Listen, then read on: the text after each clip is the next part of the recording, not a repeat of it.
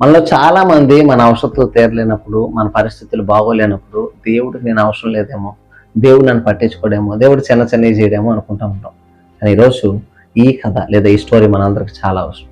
2వ రాజుల గ్రంథం 6వ అధ్యాయం మనం చదువుతున్నప్పుడు ఎలీషా మరియు తన యొక్క శిష్యులు వారు కలుసుకునేటటువంటి ఆ మీటింగ్ ప్లేస్ చిన్నగా ఉందని దాన్ని పెద్దగా తయారు చేసుకోవడానికి యోర్దాను దగ్గర వారు పని చేసుకుంటా ఉన్నారు. ఆ పని చేసుకుంటున్నప్పుడు ఒక యవనస్తుడి చేతిలో గొడ్డలి జారి ఆ యొక్క నదిలో పడిపోయింది.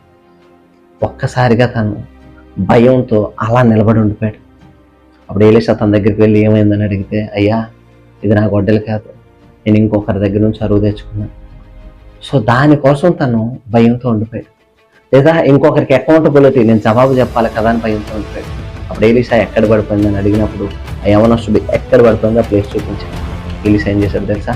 ఒక కొమ్మ నరికి అక్కడ పడిస్తే ఆ నీటిలో ఉన్నటువంటి ఆ గొడ్డలి పైకి తేలుకుంటూ వచ్చింది. ఒక అద్భుత కార్యం దేవుడు చేశాడు. ఇలాంటి కార్యాలు దేవుడు ఎన్నో చేశాడని మీరు అనుకోవచ్చు. కానీ గుర్తు పెట్టుకోండి, దేవుడు రాజులకే అవసరం, దేవుడు రాజులకే కార్యాలు చేస్తాడు, దేవుడు అధికారులకే కార్యాలు, దేవుడు గొప్ప గొప్పలనే చూస్తాడని చాలా మంది అనుకుంటా ఉంటారు. అది నీ అవసరత నిజమైనదైతే, నీ పరిస్థితి నిజముగా దేవుడు అక్కడ నీ పరిస్థితిలో నువ్వు కష్టపడుతున్నావు అని దేవుడు ఎరిగితే నీ నిజమైన అవసరం దేవుడు తీరుస్తాడు.